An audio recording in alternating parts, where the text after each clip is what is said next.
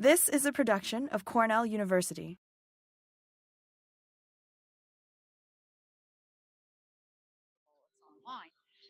And so while we're still stalling, I should tell you that the last time I was here in 2013, I gave the talk about Barbara McClintock, and I told you that I was going to publish this book on her publications, perspectives on all of her publications, and reprint all of the papers, the early papers that hadn't been collected.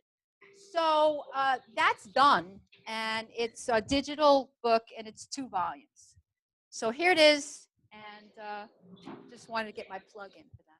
And I had time. Okay. All right, thanks. Technology, isn't it wonderful? All right. So I call this the micro and macroevolution of Cornell's Department of Plant Breeding because I feel that the original talk that we gave was Evolution of Cornell's Plant Breeding Department, Centennial History. And I felt that there were certain things that, sort of flowed. And if you think of cytogenetics, which I think about all the time because that's what I do, I think about evolution in a small way, small changes, but then macroevolution in big jumps. And so what I want you to do as I go through this today is think about the big jumps that happened that made major changes in our department. Now a section. And so I'll probably point out a few things, and then you can tell me what you think are the major macro evolutionary changes that occurred. So I'd like to dedicate this talk to Dr. Murphy and Dr. Anderson, Dr. Pardee, and Dr. Provine, who we all lost in the past few years since the centennial, which makes me really sad. Okay, so let me, as they said, if I hit this, it'll go forward. Well, no, sorry, the wrong thing. There it is, all right. So the department originated, it was started by Bailey, L.H. Bailey right here, in 1907. Bailey was the founder of the College of Agriculture in 1903, and he wanted to start a new department. And he appointed, in those days we didn't do searches, you just found the best person and you got somebody. So he appointed or asked Herbert J. Weber to head this new department. And when Weber got here, he founded the Synapsis Club in 1907. And the Synapsis Club, I feel, is our microevolutionary thing that holds us together, okay? Because it's the faculty and the students and the staff, and they did everything together, worked together. And so we have a synapsis, right, of all the groups. And that's what I love about, and I'm so glad that the synapsis is still going. So, and it was Weber. So think about Weber when you have a Synapsis Club meeting, okay? So who was this person? Herbert John Weber. He was head of the department from 1907 to 1912, and he was at the time the most notable plant breeder and botanist in the USDA, United States Department of Agriculture. And he was their pathologist from 1892 to 1899. He was in their plant breeding laboratory. He was a physiologist in charge, and he got his degree in Nebraska, undergraduate, and a PhD at Washington University, St. Louis. So, and a very handsome man. So, when he came, one of the things that I found really interesting, I just recently found this, is that in 1907, 1908, when he came, the department was called the Department of Experimental Plant Biology.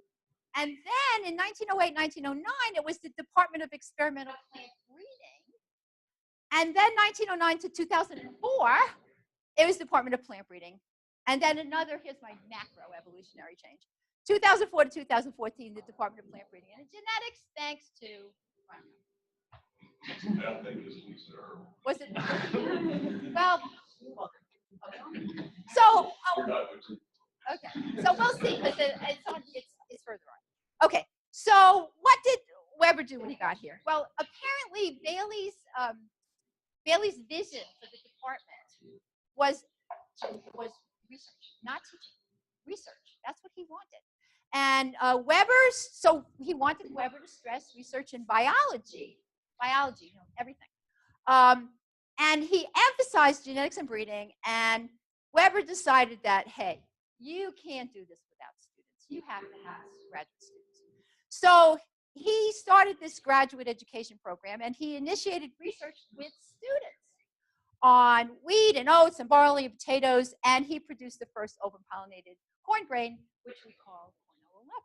Okay, some of you probably know that. All right, so here's the first group of the Synapsis group, or the Synapsis and faculty, in the spring of 1908, and here's Dr. Weber right here. And Bailey wanted him to work with the farmers and help the farmers. So Bailey came as a horticulturalist, and he also was very interested in farming. So he asked Weber to write a bulletin. So the first bulletin that came out of our department was the Plant Breeders for Farmers 1908. I couldn't find the copy online.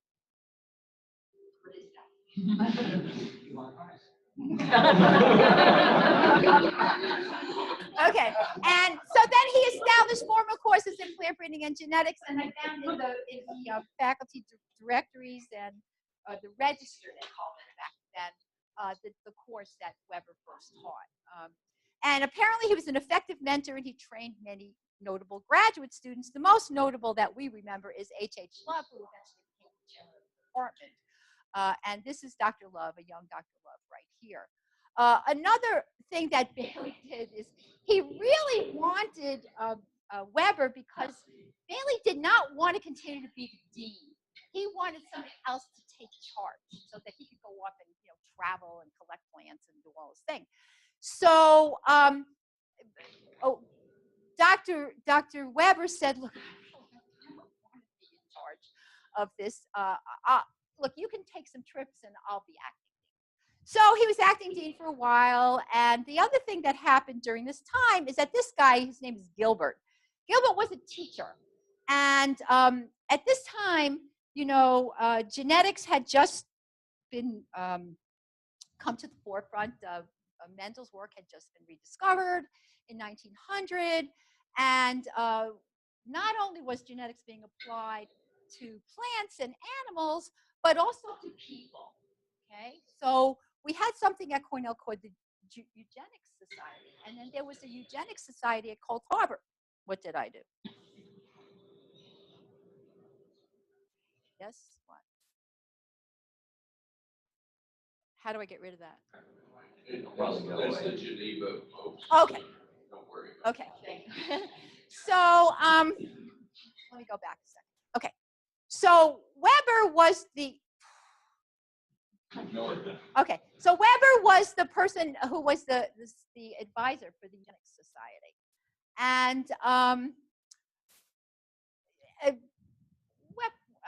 I'm sorry, Gilbert was the advisor for the Genetics Society, and Weber, he let him do his thing. He wasn't all that involved with that. But later on, when the successor to Weber comes along and decides that no, this is not what we want to do, and I'll tell you about that in a second.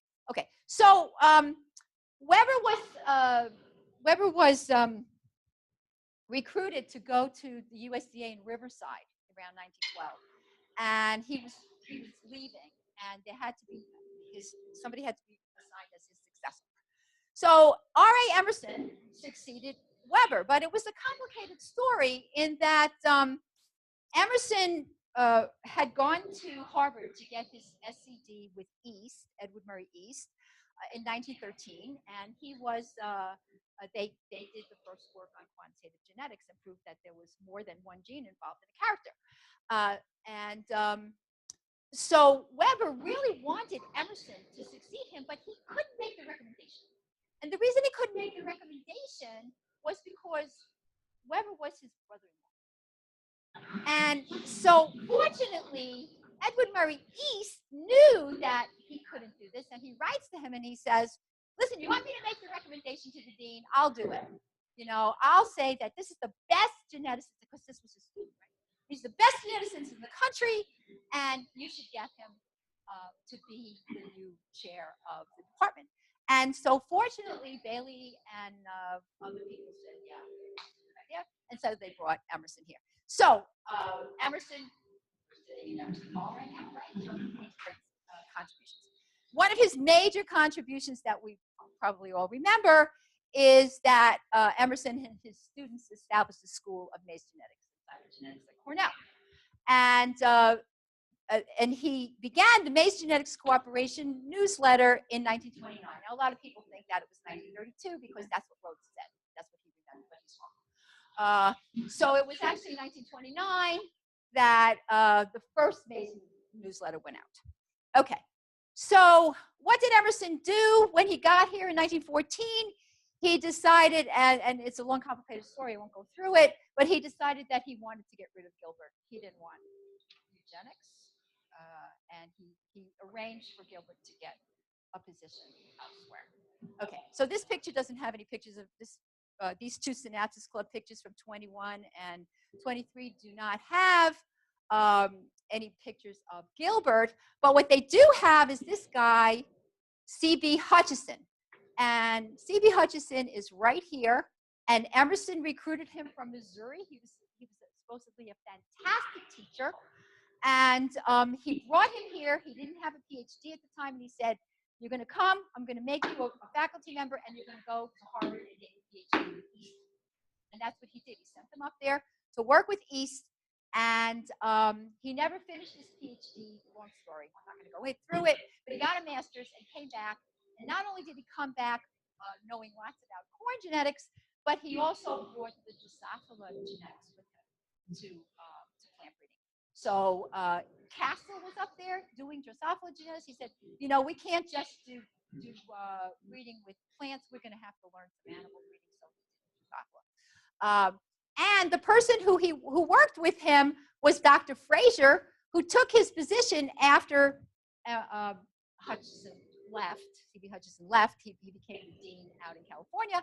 And Emerson hired a bunch of really incredible faculty members. Okay, I have to go through this quickly. So in 1921, Emerson went up to the AAAS meetings in Canada and Toronto and brought back a whole slew of great geneticists to visit the department. And if you're familiar with these guys, you might know that, oops, sorry. This is Bridges, C.B. Bridges, a Drosophila geneticist. This is Sewell Wright, worked with guinea pigs. This is Metz, who worked with Drosophila. And this is C.B. Hutchison. And this is Bateson. And Bateson was the person who translated Mendel's work into English so that we could all read it. So he was the first person who really pushed. So, of course, Emerson knew these guys were great. And he said, you know, come to Cornell and visit. So they did. And that's the picture that we have. And this is the building that they were in. Anybody recognize this building? This used to be called the Forestry Building. It's Cornell Hall. Okay. I'm going to show you the buildings in the back and show you the evolution of the building. Okay, so in 1925, the Synapsis Club in the department had their first 25th anniversary. And I'm sorry, 1932, they had their 25th anniversary. Cornell hosted the International Congress of Genetics here. Emerson was a major speaker. And this is Dr. Morgan, the Drosophila geneticist. 2 years later, he would win the Nobel Prize. And here they are. You know what building you know what room they're in? They're in the street. Okay, so this is where Rhodes comes in and thinks that this is when the first newsletter was started in 1932. That's what Rhodes writes, but that's what he remembered, but it's not quite accurate. Okay, so once they decided to have this 25th anniversary of the department, show you a picture of them. This is a whole bunch of people who got together during this 25th anniversary of Synapsis. You know what building this is? 1932? Plant Science. And that's the building that Harry Cracker has just said was just made to climb when she climbed it. You see how you can climb this building? Cool. All right, so that's Plant Science without all the ivy all over it. And if you look at our picture in our book of this 25th anniversary from 1932, you'll see there's a lot of question marks on the names. These were people who came back for the Genetics Congress, and they were Cornellians, and they all got together. They were probably former Synapsis members. They took a picture. We don't have the IDs. We don't know how. Most of the people in this picture, I don't know who they are. Murph and I went crazy trying to ID them. We don't know who they are. But Emerson was a great supporter of Synapsis, and he went hunting, brought back venison so they could all get together and have meals together in the Synapsis Club room. At this time, the Synapsis Club room, anybody know where it was? Plant Science? 404, Plant Science. I'll show you some pictures of it. Okay, so the other thing in 1932 that we had was the living maize map. All right, and in 1932, Emerson gave this fabulous talk on the update of corn genetics, and it was these wonderful cytogeneticists that he trained or that worked with him at Cornell who were able to find the linkage maps and put the genes on the chromosomes. Barbara McClintock was head of this whole group, working with Beadle and working with Rhodes, and they did this living maize map down. That's the group. Pictures everywhere. Unfortunately, I hate this picture. You know why I hate this picture? I told you about this last time I was here. Because if you go online and you look at this picture, it says this is Barbara McClintock as a student with Emerson. Wrong. Ding ding, wrong. 1929, Dr. McClintock. She had her PhD for 2 years already. Okay, the only students in this picture are Beadle, the dog, and Marcus Rhodes. Those are the only students. Okay, this is Dr. McClintock, Professor McClintock, instructor. Okay, but if you go online, you will see that she's a student and she's not. Tell us which building it is. Oh, what building is that? Yes. That's the shed. That's the shed. Yes, you just interject this time. You know, I'm your friend. Okay. So 1929 to 1940, the Great Depression. People couldn't find jobs. Emerson was trying, really hard to get jobs for people. And there was reduced support for graduate students. All of this is in the archives. You can see all these letters back and forth. What are we going to do? How are we going to support the students? Meanwhile, there was increased activity in veg crops breeding, quantitative inheritance in corn. Somehow they got this work going. This guy, R.D. Lewis, who I'm not going to talk a lot about, but if you want to know more about him, he's in our book. He moved to Ohio State University, did great stuff out there. But what I do want to emphasize is this Rockefeller Foundation grants. Emerson wrote to the Rockefeller Foundation. He said, I really want to get this Maize newsletter going. I really want to get the Seed Stock Cooperative going, which is still going today. Rockefeller Foundation said, fine, we'll give you. They had money. Nobody else did, but they did. And Barbara McClintock had gone to Europe in 1933, didn't stay very long because the war was beginning. And she came back and didn't know what she was going to do. She was on a Guggenheim, and the Guggenheim was running out. And Emerson wrote this grant and aid for her and got her a 2-year grant and aid to work as his assistant in the plant breeding department. Okay, so she was Emerson's student, just in name only. She did whatever the heck she wanted to do, did great work. The ring chromosome work was started during that time. Okay. Okay. So then we had a lot of international activities going on. And when Dr. Murphy and I gave this talk 10 years ago, we started with the Cornell, Nanking, China, 1924, 1930, Love, Myers, Wiggins. We said that was the history of international programs. It's not true. Okay.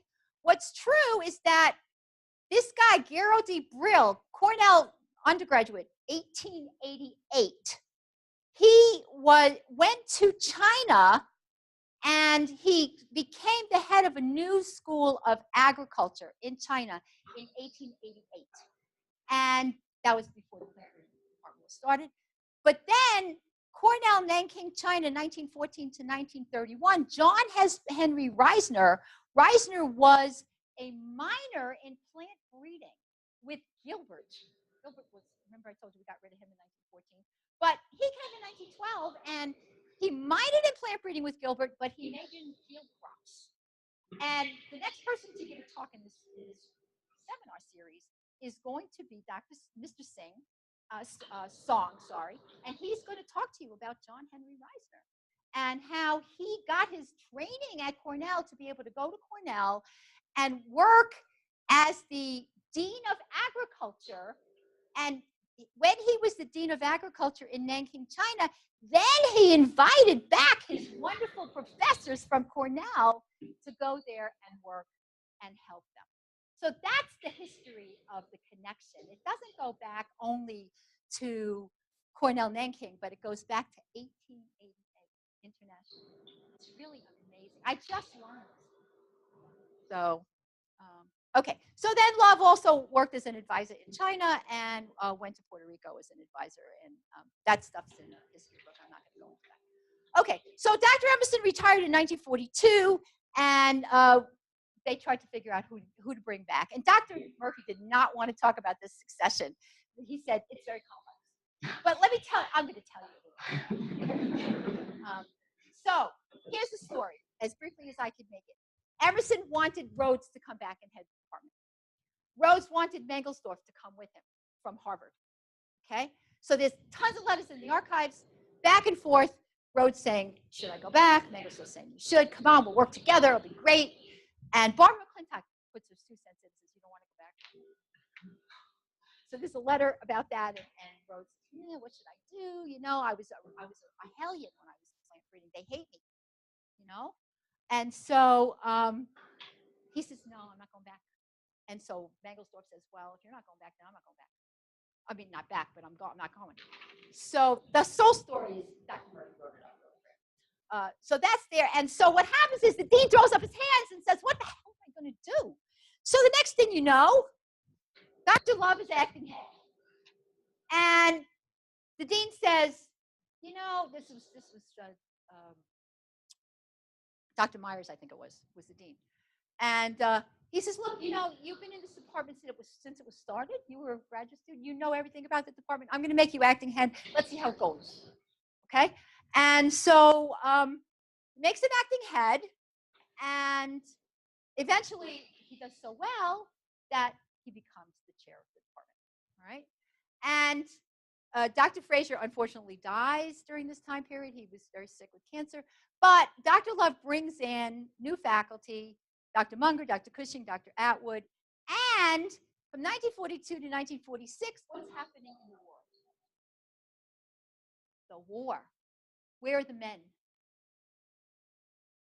Where are the assistants? Hey, we're going to have some room for women now, right? All right, we've got to get some women in here because there's no men to help us in the field. But we'll get the women to help, right? And you know, actually, there were women before who did research in plant breeding. They just didn't get PhDs. And why didn't they get PhDs? We were talking about this with the graduate students this morning. It's because the faculty felt if they got a student in here, they had to get a job. And they knew that the farmers were not going to listen to a woman in the field. So they said, you know, you can minor in plant breeding, but why don't you major in botany? You'll get a job if you go major in botany. Okay? So that's how many women majored in botany and didn't major in plant breeding. But by the time the war came, they had a macroevolutionary change, all right? And the first woman graduate student was Leona Schell, 1946, the year I was born. She got her PhD. And then we had a Chinese student, Feng Tifeng, Rosalind Morris, who became a famous plant breeder, and she's been here a couple times, and Florence Thomas, 1948. So those are the new faculty, the new students who came. And we had some people retire. So there's some pictures there. And the IDs are all in the book. So I'm not going to show ID them all, but you can get them from the book. Okay, so Love had a vision from 1944 to 1949. He wanted the expansion of the plant breeding program. He wanted to do more on the pure seed program, increase research support if he could get it. And he he hired additional 6 faculty. And this is the Synapsis Club 1949. You can see how many people are there, but are there any women? Yes. Where are the women? Yeah, there's a few women in the middle, right? All right, so how about students? From 1946 to 1949, some more money started coming in after the war. So we had assistantships from the state and federal government and GLF Farm Cooperative. We got GI support, so a lot of the men who came back could go to school on the GI Bill. So there were 23 veterans who came to the department. And then there were national governments who gave money and sent foreign men, and the Rockefeller Foundation supported. Okay. So here are the new plant breeding faculty. Dr. Jensen was hired. Dr. Johnson was hired. He's the real tall one in the middle. Dr. Cerf came in as a geneticist, not a plant breeder, but as a geneticist. And Cerf, Adrian Cerf, was a student of beetles. Beetle wanted him, recommended that he come back to Cornell. Dr. Murphy, here on the left, Dr. Smith, and Dr. Federer. So Dr. Federer was the biometry person, right? And Dr. Love also did a lot of biometry. So those are the 6 new faculty members. So that's another one of these, what I would call a macroevolutionary change. That's a bunch of brand new young faculty members. Dr. Murphy used to call them the young Turks because they made a lot of trouble, I guess. Here's a picture that Dr. Murphy called Love's post-World War II transformations. Dr. Love was about to, Dr. Love was about to retire here. And the way Dr. Murphy told me this story, Dr. Love decided to call Dr. Bailey and say, look, you started this department. I want you to come and meet all these young people who are doing fabulous work. And I'm going to take you out in the field and show you all their research. And Bailey said, okay. So I don't know who took the picture, but I just think this is a fabulous picture of all these young people and Dr. Bailey in the middle. And here's Dr. Love, and here's Dr. Murphy. And so Dr. Murphy tells the story that when they wanted to get in the cars to go out into the field, he asked everybody, what are you working on? And people told him. And then Murphy said, well, I'm working on Timothy grass. Oh, I'm going to ride with you. That was one of my first projects. I love Timothy grass. Let me ride with you. So Murphy loved to tell that story. I don't tell it. Okay. So, from up until 1949, then Love retired. And this is just a summary. I call it a summary slide. Dr. Love became head in 1944. Following World War II, he set a department in a new direction. Atwood and Murphy were hired by Love, and they hired young faculty. And then Dr. Murphy used to say, all plant breeding faculty members were leaders in their field. So I had to show you that. Okay, so here's the Atwood and Murphy years. Now, Dr. Murphy was very, very modest. He really was. He talked a lot, but he was very, very modest. And he didn't really want to say everything that he did. And so all he said is, let me put Atwood and Murphy together and tell you about what we did together. And he said that they followed Love's vision. They hired new faculty. Dr. Everett came along, studied corn. Dr. Lowe, Dr. Steele, Dr. York. The Cornell Los Banos project in the Philippines got underway in 1952 because we were trying to help the Philippines recover after the war. And I'm not going to go through that because Dr. Turk wrote this Los Banos story that you can find online and read it in 1974. Atwood was appointed the dean of the graduate school in 1953 and then the provost. So another, again, major change happened here, a macroevolutionary change. And Dr. Murphy was appointed the head of the department 1953 to 1964. Now, many of you remember Dr. Murphy as the head of the department, and he did great things, which is most of it written down in our history.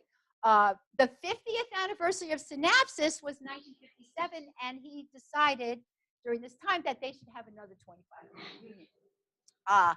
And so they did, and they brought back speakers, and the symposium presentation by former students, and all the former students and what they talked about is in our history. What happened during this time period? Some major changes. Actually, the first 3 things listed there, remodeling the facilities in the plant breeding garden shed and Cordwell Fieldhouse, were done by Atwood, according to what Dr. Murphy told me. Plant science building space was renovated. We weren't in this building yet, right? We weren't in this building until 1968. Dr. Murphy built temporary plastic greenhouses, lath houses, and cold frames because we were running out of space to do this stuff. So that's what Murphy's contribution was, a major thing. And he felt that the cooperation with seedsmen was a very, very important contribution. Okay, so plant breeding research. Here's a picture of Murphy pollinating. I had to get a lot of pictures of Murphy, sorry. Pictures of Murphy pollinating his alfalfa. So we've got, during this time from 54 to 64, we have improved varieties, wheat, hybrid corn, oats, barley, alfalfa, grasses, tomatoes, beans. I mean, we were going crazy putting out this stuff. And if you want a list of all the things, that's why I was able to do this, Jeff. It's in the book. He compiled all the new varieties that we put together and put out.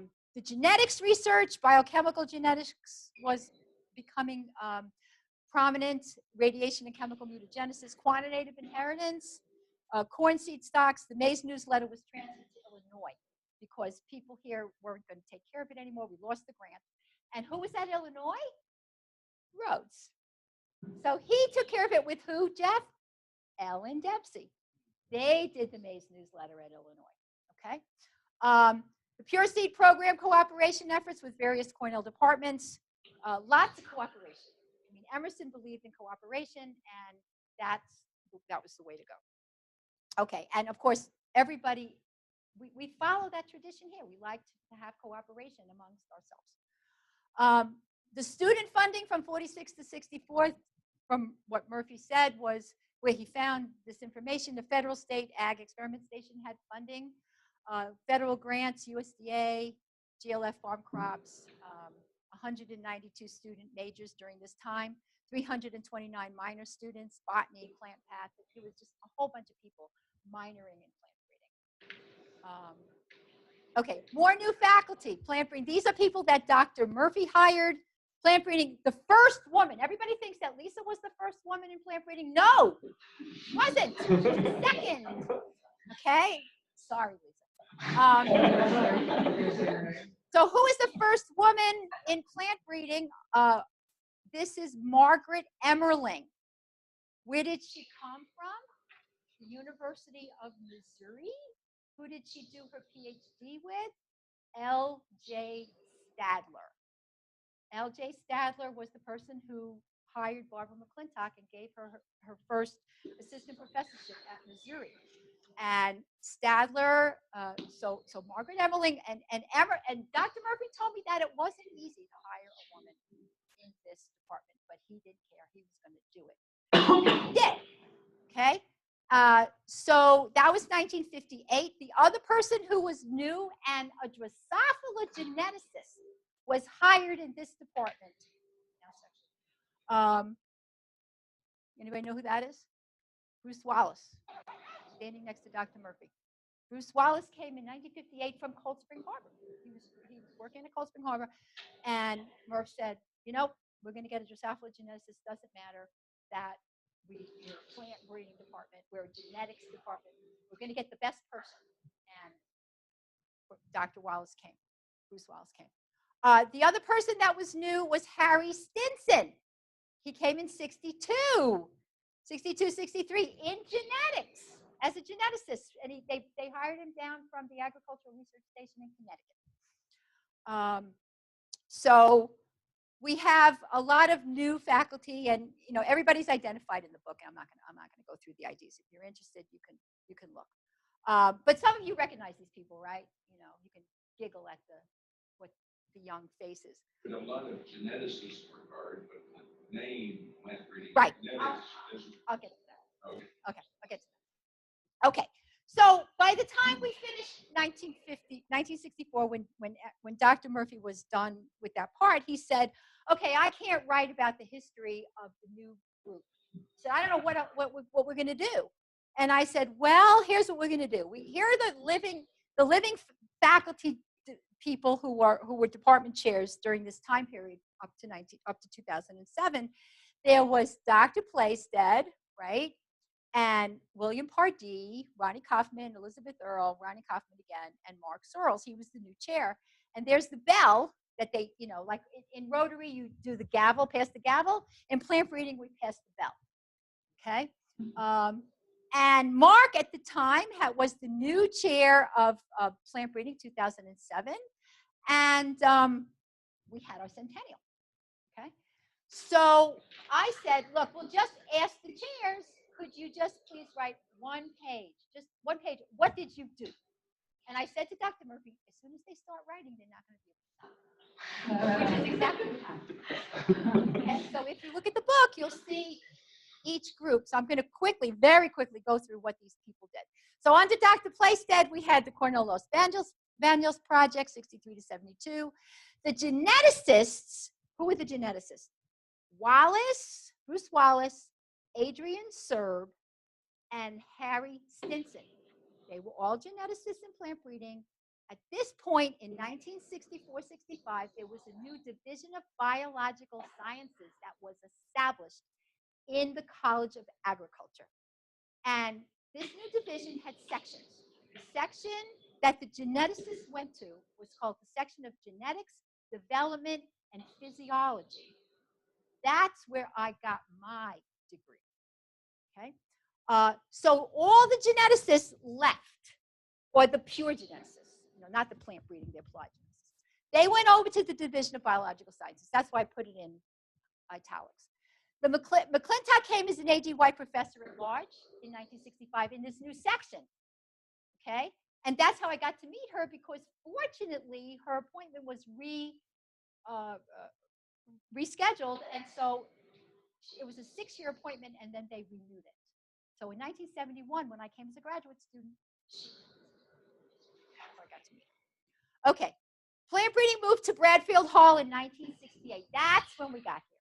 Okay, biometry became a semi-autonomous unit. You asked me about that. And plant breeding majors took a leading role in Synapsis during this time, 64 to 79. Okay. Under Dr. Plaisted, we got 10 new faculty. The second woman was appointed. Yay. Lisa Earle was appointed. 3 retirements, faculty awards to Love, Munger, Jensen, and Wallace, and 2 name chairs, 2 L.H. Bailey chairs. Okay. William Pardee, 79 to 87. 4 new faculty. Another woman was hired. The 75th Synapsis reunion took place here on campus in 1982. Many of you may have, who oldies here, may have remembered that. And these are all the people at the 75th Union. That's Fernell Hall, used to be Forestry Building. And Barbara McClintock is standing right in the middle. There was a program called the Golden Age of Corn Genetics that all of these great plant breeders and geneticists came back to talk. And here's Marcus Rhodes, Charlie Burnham, Barbara McClintock, Harriet Crichton, George Sprague, and Harold Perry. They all gave talks, and we recorded it.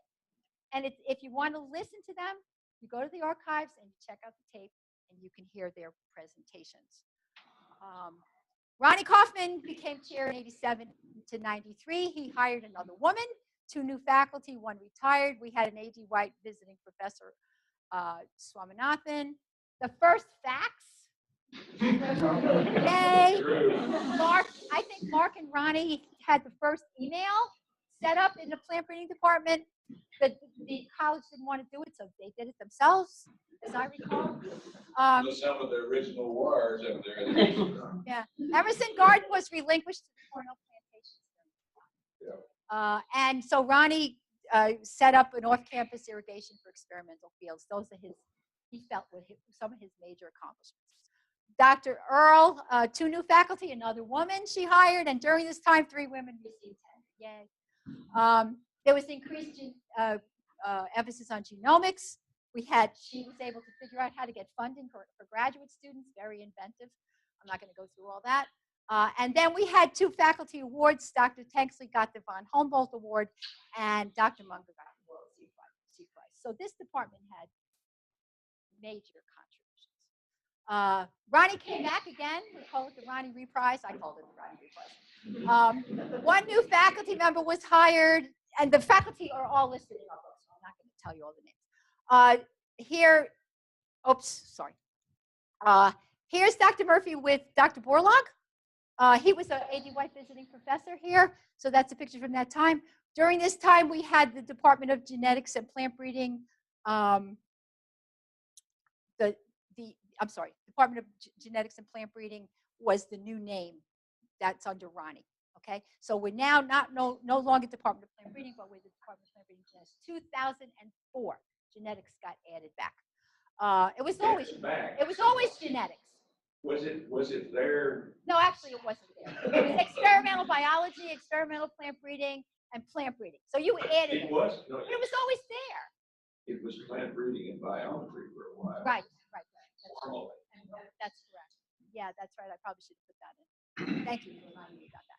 The College of Agriculture had its centennial in 2004. Here's Dr. Murphy and I holding a palm leaf over our heads and wearing centennial buttons. Ed took that picture. I should have credited you. Okay. So, and then Ronnie put up a modern seed storage unit, which needs to be rebuilt. I think Jeff mentioned that in the back. Okay, graduate students in Cornell plant breeding. Up until 2007, we had 801 degrees had been awarded to students in plant breeding department. 307 masters, 494 doctorates, and students from 70 different nations. Okay, and then we published the book, our book, right here. And here's Dr. I love this picture, Dr. Murphy on the tractor. I just had to get some more pictures of Murphy in there. Okay. Now, this was something that I had to try to do because of the digital dark age. We are losing our history, and we don't have stuff being printed and put into files anymore, right? So you have to try to find where is all this stuff that happened since 2007. And during the time that Mark was chair from 2007 to 2014, he was the last chair of plant breeding and genetics. We had our centennial celebration. All new office staff, except for Judy Singer over there, had been here longer than Mark. Okay, Judy Singer was here longer than Mark, but we had all new office staff. You know what that meant? All the computers got upgraded and all the history got lost. Sorry. We were ranked the #1 plant breeding doctoral program in the nation by the National Research Institute during Mark's tenure here as chair. There was transition to the field staff. We expanded the collaborations with Cornell's international program, and Mark says thank you to Ronnie. There was acquisition and renovation of Bradfield GO4, which we just had lunch in that room. The largest number of graduate students since 1978, when Mark stepped down as chair. Okay. These are just all the faculty honors. I guess I don't have time really to read this to you, but there was a lot of faculty honors. One of the things I want to point out is Susan McCooch became a Barbara McClintock professor. Jeff Doyle got a merit award from the Botanical Society. Let's see, there was a World Agricultural Prize to Kaufman, Chancellor's Award to McCooch, Women in Agronomy, Crops and Soils, Environmental Science Mentoring Award to Ronnie. I mean, all these great things happened during this time period. The Synapsis Club, I think I got the wrong date on this. Is this 2016 or 2014? 2015. 15. Okay, so I'll fix that. And then here's Mark in the field. Okay. So that's the end.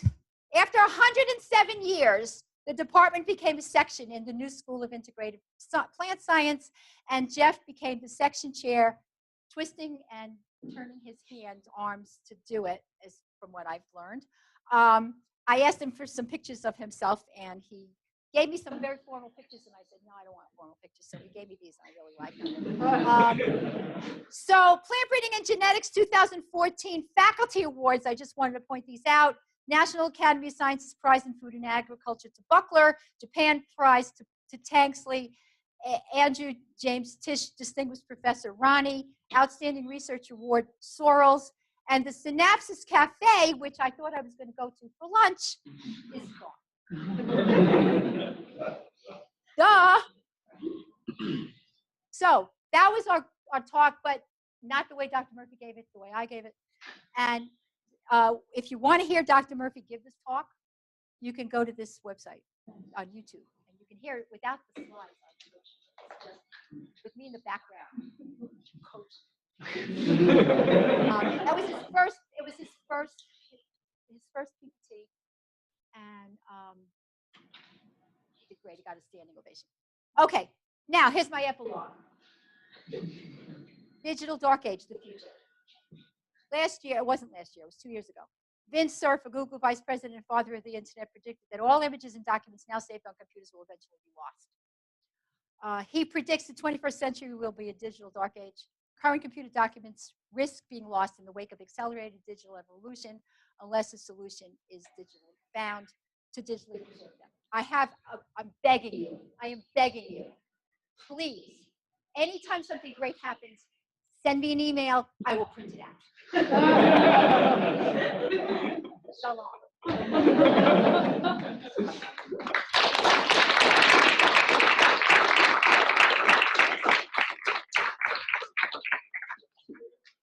Oh, okay. Questions? Okay. I got to get some water. Questions? Yes? I'm just sorry that the new president wasn't here. Well, it was taped, I think. Wasn't it taped? It was taped. Oh, shalom. Yeah, you don't need Trump, I know that. It was taped. It was taped. It was taped. She could, if she wants to. She's not gonna have to. Hi, Ed. Okay. Any other questions? Did you hear what he said? He said he wanted to. He was hoping that the new president of the college could have been here for this talk. University, sorry, university. But you know, she's holding the sun up. What can I say? Like Hashem. Questions? So you had the picture from around the 1932 International Congress in Genetics. Yes. You had a bunch of people you couldn't identify. You do have the ID. You know, I have the print of the. No, the 1932 Synapsis Club. Right. Yeah. Right. So are all those people in the big picture? Do you know the big picture? I do have the big picture. And then yeah, they're all identified. They're all identified in that one. In that one. I would have to see if. Yeah, that's a good idea. You could use photo recognition to find the face. That's a good idea. Could you do it for me? You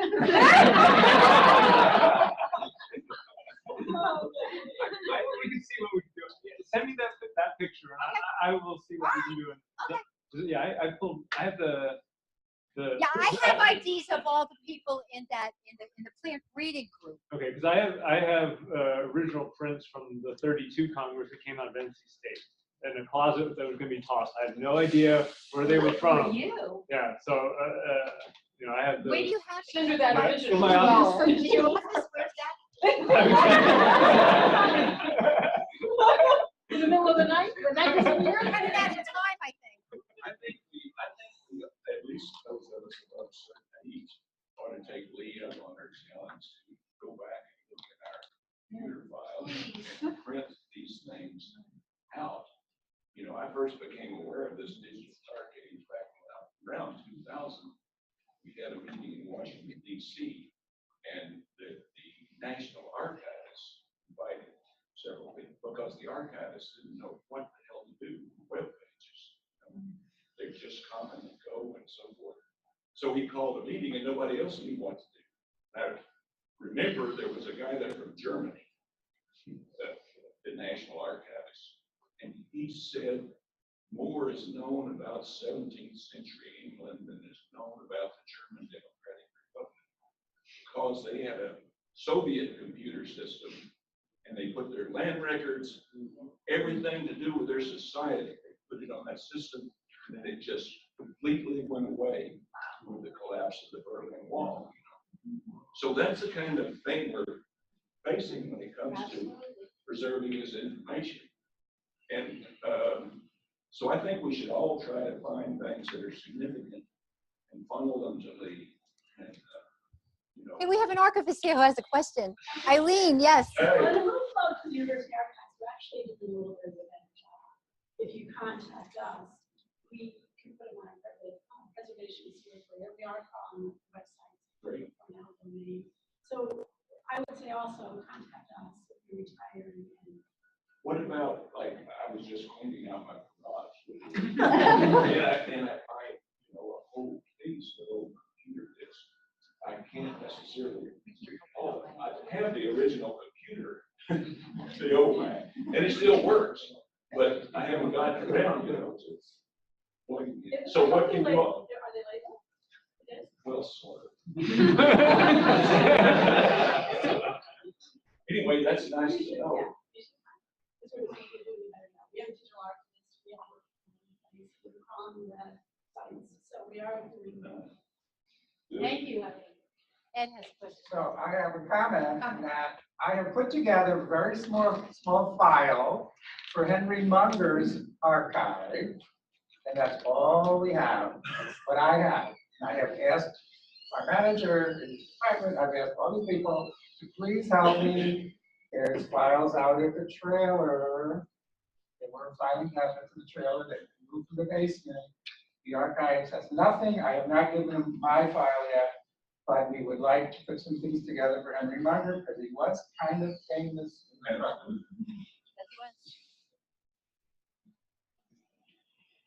Other questions for Lee? If not, let's thank you. This has been a production of Cornell University, on the web at cornell.edu.